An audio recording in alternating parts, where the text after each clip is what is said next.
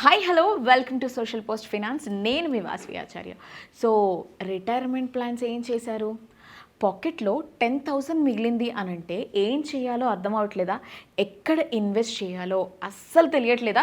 So చాలామంది అక్కడ చెయ్యి, ఇక్కడ చెయ్యి, సిప్లో చెయ్యి, లేదు అనంటే వేరే వేరే ఫండ్స్లో ఇన్వెస్ట్ చెయ్యి అని చెప్తున్నారు. కానీ ప్రాపర్గా ఎక్కడ ఇన్వెస్ట్ చేస్తే ఆఫ్టర్ 10 ఇయర్స్, 15 ఇయర్స్, 20 ఇయర్స్ తర్వాత అవి మనకి 1 crore ఎలా క్రియేట్ అవుతాయి అని మాత్రం ఎవరు చెప్పట్లేదా? సో ఫైన్, ఈ క్వశ్చన్స్ అన్నిటినీ ఈరోజు ఈ వీడియోలో నేను మీకు క్లియర్ చేస్తాను. కాబట్టి మీరు ఏం చేయాలి, వీడియోని ఎక్కడ కూడా స్కిప్ చేయకుండా ఎండ్ వరకు చూడాలి. ఈ రోజు ఈ టాపిక్ మీద డిస్కస్ చేయడానికి మనతో పాటు స్టూడియోలో ఉన్నారు చక్రధర్ సార్ ఉన్నారు. He's a mutual fund distributor and finance adviser. సార్ని వెల్కమ్ చేసి ఈ క్వశ్చన్స్ అన్నిటి మీద ఈరోజు మనం డిబేట్ చేద్దాం అనమాట. సో మీరు వీడియోని ఎండ్ వరకు చూస్తేనే ఎక్కడ ఇన్వెస్ట్ చేయాలి, ప్రాపర్ ఇన్వెస్ట్మెంట్ ఏంటి, ఎక్కడ తీసుకుంటే మనకి 20 ఇయర్స్ తర్వాత ఒక మంచి ఫండింగ్ అనేది మనకి రిటర్న్స్లో వస్తుంది అని చెప్పేసి వీడియోలో డిస్కస్ చేద్దాం. సో ఎక్కడ కూడా స్కిప్ చేయకుండా ఎండ్ వరకు చూడండి.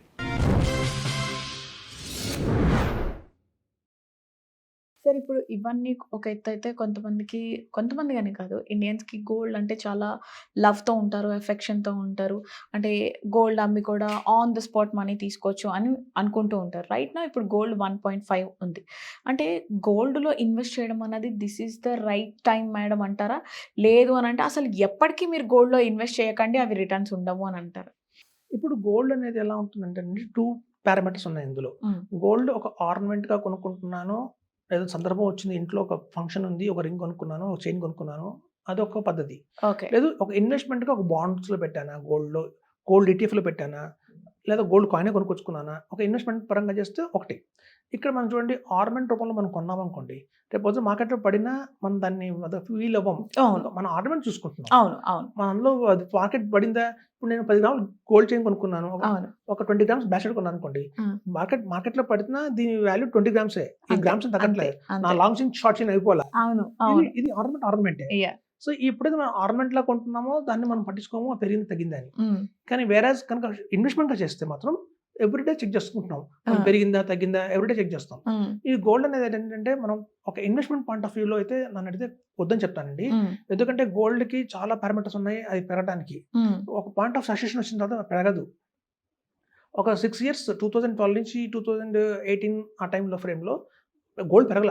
ఓకే. పెరగలేదు. అవును ఇంకా సార్. లాస్ కూడా వచ్చింది. అవును సో సార్. అట్లాంటి సందర్భాలు కూడా ఉన్నాయి. సో హ్మ్. కాబట్టి గోల్డ్ చూడండి అమాంతం పెరుగుతూ వెళ్ళిపోతే కష్టం. అందుకని ఏం చేసిందంటే గవర్నమెంట్ తెలివిగా ఫస్ట్ 4 క్యారెట్స్ ఉండేది.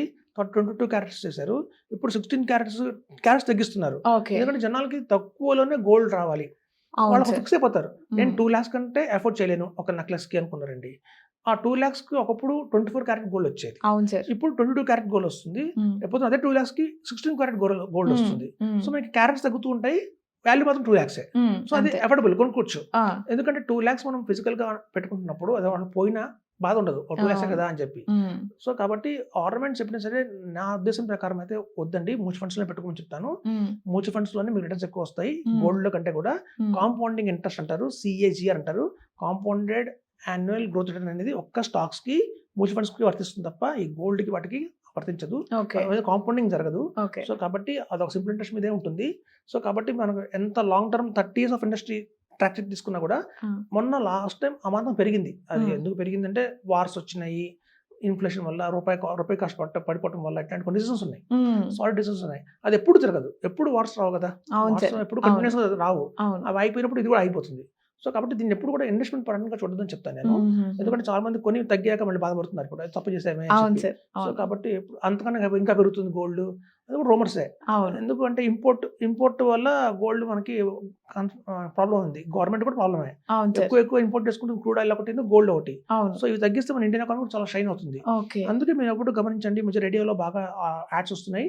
గోల్డ్ జాయ్ అలుకాస్ కానియండి, వాళ్ళందరూ మీ పాత గోల్డ్ మాకు ఇచ్చేసేయండి, హ్మ్. డబ్బులు తీసుకుని అంటున్నారు. ఆ! ఎందుకంటే ఈ జాయ్ అలుకాస్ కానియండి, ఇప్పుడు జీఆర్టీ కానియండి, వీళ్ళందరూ కూడా ఏంటంటే ఖజానా కానియండి, వీళ్ళు బయట ఇంపోర్ట్ ఆపేశారు. ఎక్కువ ఇంపోర్ట్ టాక్సెస్ పెంచారు. ఫైన్. వీళ్ళు బయట కొనుక్కుంటే బర్డెన్ ఎక్కువ అవుతుంది. ఓకే.